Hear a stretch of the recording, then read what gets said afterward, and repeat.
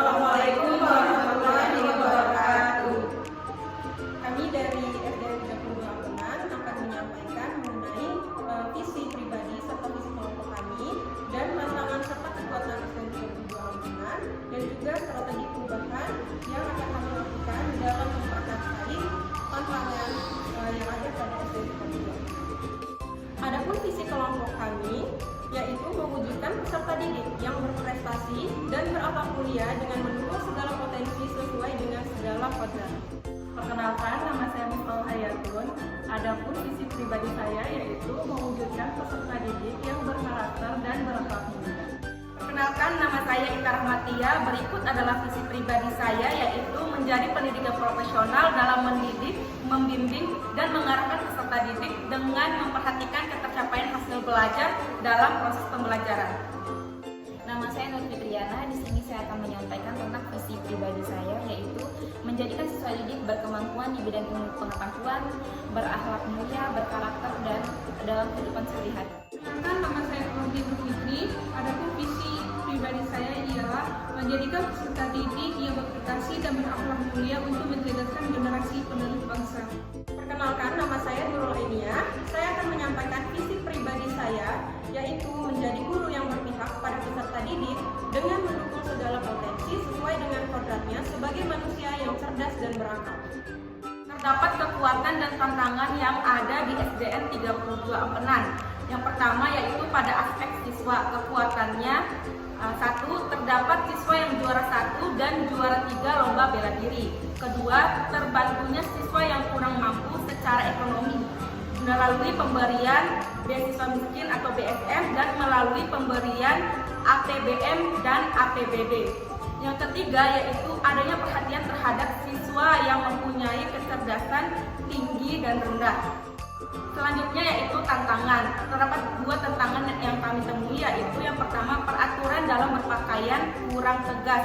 Masih terdapat beberapa siswa yang memakai pakaian tidak sesuai dengan seragam sekolah.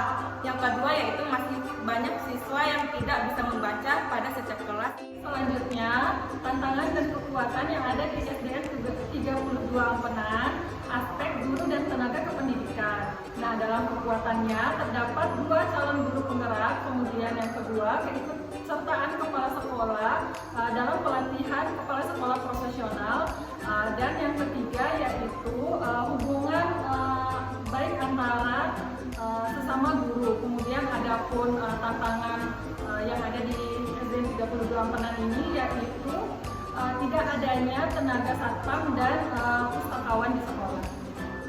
Baik, selanjutnya yaitu terkait dari aspek sarana dan prasarana. Yang pertama ada kekuatan. Nah, kekuatannya yang pertama itu adanya 3 laptop dan 2 LCD yang tersedia untuk menunjang proses pembelajaran. Nah, kekuatan yang kedua yaitu tersedianya toilet yang sesuai dengan kebutuhan warga sekolah. Di segi tantangan yang ada di sekolah ini yang pertama yaitu kekurangan ruangan. Jadi di sini ruang guru, UKS dan perpustakaan digabung menjadi satu.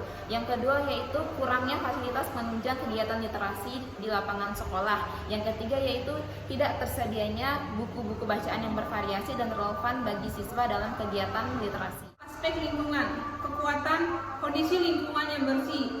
Tantangan, selalu terjadinya banjir di saat musim hujan. Strategi perubahan yang dapat dilakukan dari tantangan dan kekuatan yang sudah disebutkan yaitu membuat papan buletin tata tertib di sekolah. Ini juga menjadi prakasa perubahan yang saya buat. Pada sekolah SDN 32 Ampenan sudah disediakan poster yang berisi tentang tata tertib yang berlaku di sekolah. Di sana sudah dijelaskan apa yang harus dipatuhi oleh setiap warga sekolah. Namun pada kenyataannya yang ada di lapangan masih banyak dari siswa yang tidak mematuhi aturan tersebut, seperti tidak seragamnya menggunakan seragam sekolah. Pada hari Senin masih banyak siswa yang tidak menggunakan merah putih. Pada hari selanjutnya juga seharusnya menggunakan seragam batik, namun siswa menggunakan seragam yang lain. Ini mencerminkan bahwa tata tertib di sekolah tidak terlaksana dengan baik. Mengapa membuat papan buletin? Menurut saya membuat papan buletin menjadi satu hal yang monoton di sekolah karena dapat disediakan di depan ruangan kepala sekolah ataupun di dalam kelas.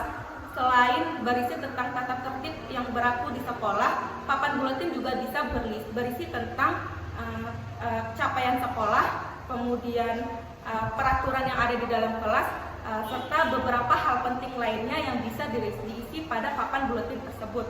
Hal ini menjadi penunjang dan prakasa perubahan yang akan dilakukan pada SDN 32 Ampenan. Prakasa perubahan selanjutnya yaitu pembuatan sekat pembatas. Sekat atau partisi adalah suatu bidang yang digunakan sebagai pemisah ruang yang dirancang tidak permanen. Dalam hal ini, saya ingin membuat prakasa perubahan terkait dengan sekat pembatas.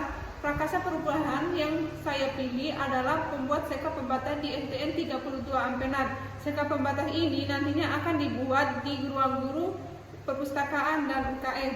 Dengan memiliki sekat pembatas dapat memisahkan ruang satu dengan ruang yang lain, dapat ditempatkan di mana sesuai dengan kebutuhan sekolah, dan juga dapat membuat ruang menjadi praktis dan efisien. Misalnya sekolah SDN 32 Ampenan melakukan sekat pembatas antara ruang guru di antara perpustakaan dan ruang UKS.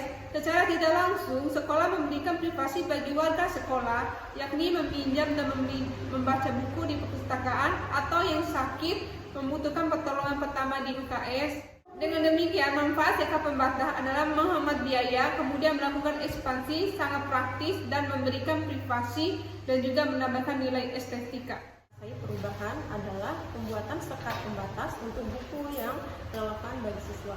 Seperti yang kami temukan di SDN 32 Ampenan ini, perpustakaannya belum memisahkan antara buku yang relevan untuk siswa kelas rendah maupun kelas tinggi. Sehingga pada kegiatan literasi ada sebagian siswa yang memperoleh buku bacaan yang tidak sesuai dengan tingkat kognitifnya.